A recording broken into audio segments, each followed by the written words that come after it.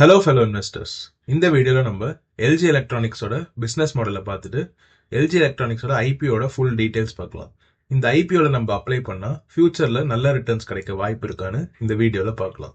வாங்க வீடியோக்குள்ளே போகலாம். ஃபர்ஸ்ட் நம்ம எல்ஜி எலக்ட்ரானிக்ஸோட பிஸ்னஸ் என்னன்னு புரிஞ்சுப்போம். 1997ல் எல்ஜி எலக்ட்ரானிக்ஸ் இந்தியா லிமிடெட் வந்து இன்கார்பரேட் பண்ணாங்க. இவங்க முக்கியமாக வந்து மேனுஃபேக்சர் அண்ட் டிஸ்ட்ரிபியூஷன் செக்டர்ல தான் இருக்காங்க. Home appliances, consumer electronics, mobile phones தவிர மற்ற எல்லா கன்சியூமர் எலக்ட்ரானிக்ஸ் பிஸ்னஸ்லையும் இவங்க வந்து ஒரு நல்ல பிராண்ட் வேல்யூ வச்சிருக்காங்க. இவங்க B2C அண்ட் B2B, அதாவது business to consumer, business to business ரெண்டு சேனல்ஸ்லையுமே வந்து இவங்க வந்து ப்ராடக்ட்ஸை சேல் பண்ணுறாங்க. இவங்களோட முக்கியமான சேல்ஸ் எதில் வருதுன்னா installation services, repairs and maintenance. அவங்களோட எல்லா ப்ராடக்ட்ஸ்க்குமே வந்து இந்த 3 சேனல்ஸுமே வந்து அடங்கும். இவங்க பிசினஸ் செக்மெண்ட்ஸ்ல என்ன இருக்குன்னு பார்த்தா home appliances, air solutions and home entertainment இருக்கு. இவங்களோட ப்ராடக்ட் போர்ட்ஃபோலியோ நம்ம இப்போ வந்து கொஞ்சம் டீட்டெயிலாக பார்த்துருவோம்.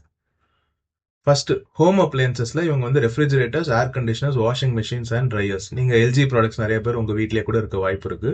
கிச்சன் அப்ளையன்சஸ்லயும் microwave ovens and dish washers வந்து சேல் பண்றாங்க. பர்சனல் கேர்ல வாட்டர் பியூரிஃபையர்ஸ், ஏர் பியூரிஃபையர்ஸ் வந்து சேல் பண்றாங்க. ஹோம் என்டர்டைன்மெண்ட் பார்த்தீங்கன்னா television, sound bars, home theatre systems, audio equipments, speakers அந்த மாதிரியான ஆடியோ எக்யூப்மெண்ட்ஸும் சேல் பண்ணுறாங்க.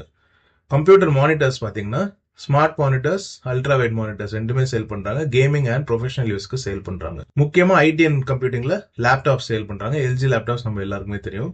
அப்புறம் தின் கிளைன்ஸ் அண்ட் ப்ரொஜெக்டர்ஸ், இதில் வந்து அவங்க enterprise as well as home தியேட்டர்ஸ்க்கு ப்ரொஜெக்டர்ஸ் வந்து சேல் பண்ணுறாங்க. இவங்க பிஸ்னஸ் டு பிஸ்னஸ் சொல்யூஷன்ஸ் மொபிலிட்டியில் என்ன இருக்குன்னு பார்த்தோம்னா information displays for commercial and professional use. நீங்க நிறைய இடத்துல இந்த டிஜிட்டல் போர்ட்ஸ்லாம் பார்த்திருப்பீங்க, உள்ள இமேஜஸ், மூவிங் இமேஜஸ்லாம் பார்த்திருப்பீங்க. அந்த மாதிரியான பிசினஸ் ப்ரொமோஷன் இல்ல கமர்ஷியல் யூஸ்க்குலாம் வந்து இன்ஃபர்மேஷன் டிஸ்பிளேஸ்லாம் நீங்க வந்து நிறைய வால்ஸ்ல பார்த்திருப்பீங்க, பில்டிங்ஸ்ல பார்த்திருப்பீங்க. அதை வந்து இவங்க வந்து ஆஃபர் பண்றாங்க. அப்புறம் medical displays, diagnostic and surgical மானிட்டர்ஸும் வந்து இவங்க சேல் பண்றாங்க. ஸோ ஹாஸ்பிட்டலும் வந்து one of their business clients. அப்புறம் வெஹிக்கிள் காம்போனன்ட்ஸ்ல வந்து ஆட்டோனமஸ் டிரைவிங்காக சொல்யூஷன்ஸ் கிரியேட் பண்றாங்க. அதாவது ஹியூமன் இன்டர்வென்ஷன் இல்லாம ஆட்டோனமஸ் டிரைவிங்கை ப்ரொமோட் பண்றதுக்கு சில சொல்யூஷன்ஸ்லாம் இவங்க கிரியேட் பண்றாங்க.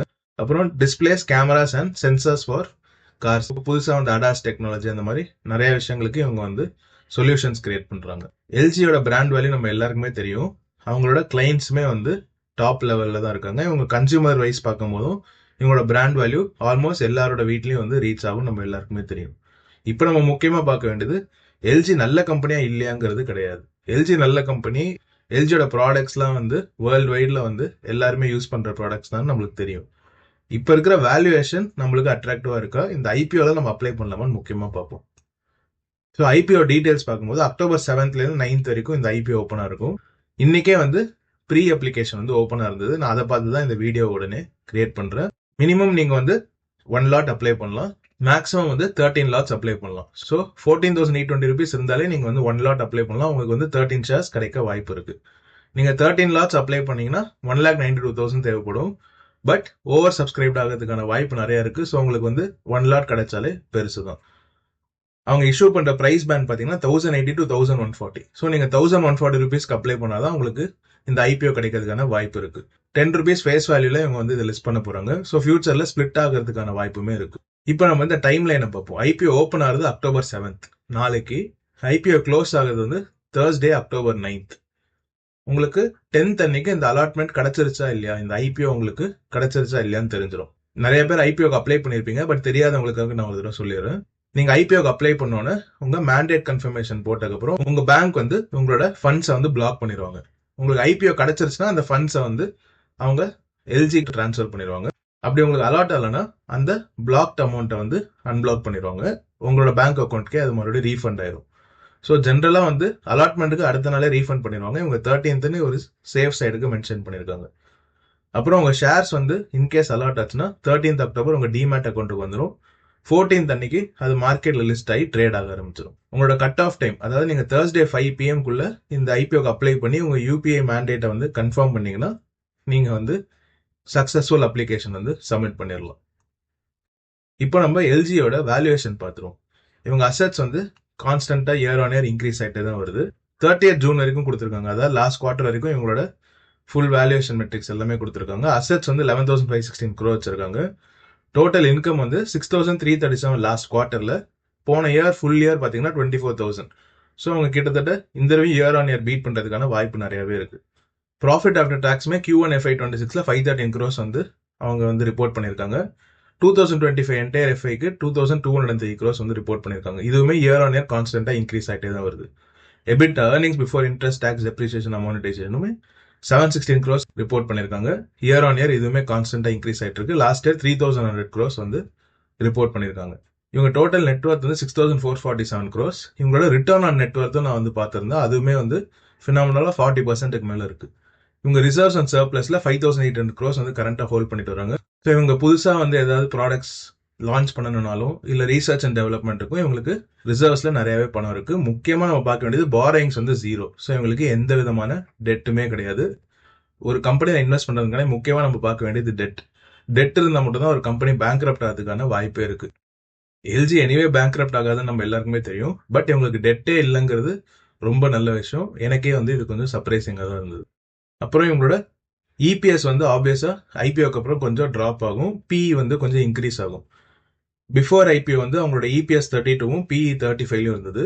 இப்போ ஐபிஓல வந்து அவங்க ஆஃபர் ஃபார் சேல் பண்றதுனால number of outstanding shares increase ஆக போகுது. ஸோ மோர் நம்பர் ஆஃப் ஷேர்ஸோட அவங்க இருக்கிற ப்ராஃபிட்டை ஷேர் பண்றதுனால அவங்களோட ஏர்னிங்ஸ் பர் ஷேர் வந்து 30 ரூபாவா கம்மியாக போகுது. பிஇ வந்து 37 வந்து இன்க்ரீஸ் ஆக போகுது. அப்புறம் அவங்களோட ROC return on capital employed வந்து 42%, ரிட்டர்ன் ஆன் நெட்வொர்த் வந்து 37%. நான் 40% மென்ஷன் பண்ணியிருந்தேன். 37% இவங்களோட ரிட்டர்ன் ஆன் நெட்வொர்த். இது வந்து ஒரு நல்ல ரிட்டர்ன் ஆன் நெட்வொர்த். இவங்களோட பேட் மார்ஜினும் எபிட்டா மார்ஜினும் கொஞ்சம் கம்மியாக தான் இருக்கும். ஏன்னா இவங்க வந்து எக்யூப்மெண்ட்ஸ் மேனுஃபேக்சர் பண்றவங்க.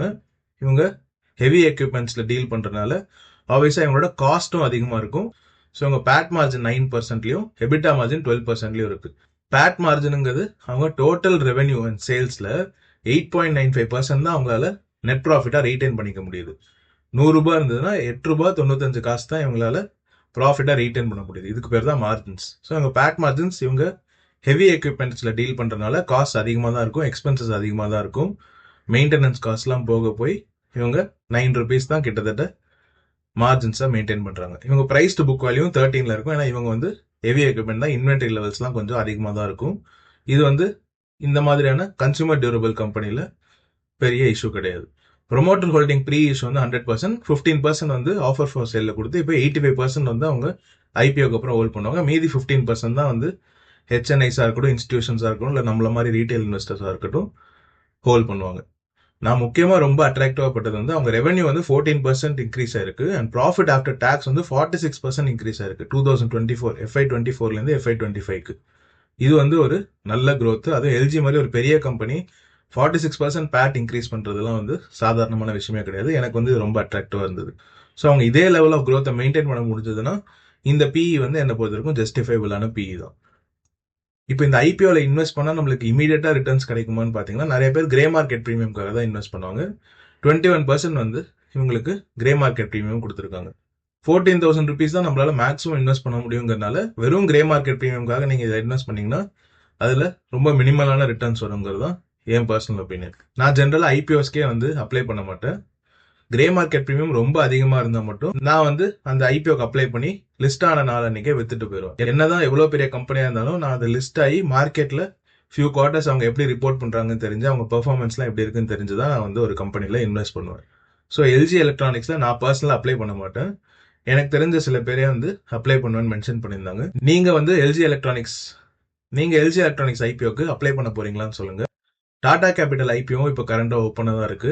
அதுக்குமே நான் அப்ளை பண்றதா இல்லையா? இதுல கிரே மார்க்கெட் ப்ரீமியமும் ரொம்ப கம்மி அண்ட் டாடா கேபிட்டல் ஐபிஓலையுமே அவங்க ஃபியூ குவார்டர்ஸ் பர்ஃபார்மன்ஸ் பார்த்துட்டு அவங்க எப்படி ரிப்போர்ட் பண்றாங்க, பப்ளிக்லி லிஸ்ட் ஆனதுக்கு அப்புறம் அவங்களோட பர்ஃபார்மன்ஸ் எப்படி இருக்குங்கிறத தெரிஞ்சுதான் நான் வந்து இன்வெஸ்ட் பண்ணலான்னு இருக்கேன். ஸோ நீங்க எல்ஜி எலக்ட்ரானிக்ஸ் இல்ல டாடா கேபிட்டல் ஐபிஓக்கு அப்ளை பண்றீங்கன்னா கமெண்ட் செக்ஷன்ல சொல்லுங்க.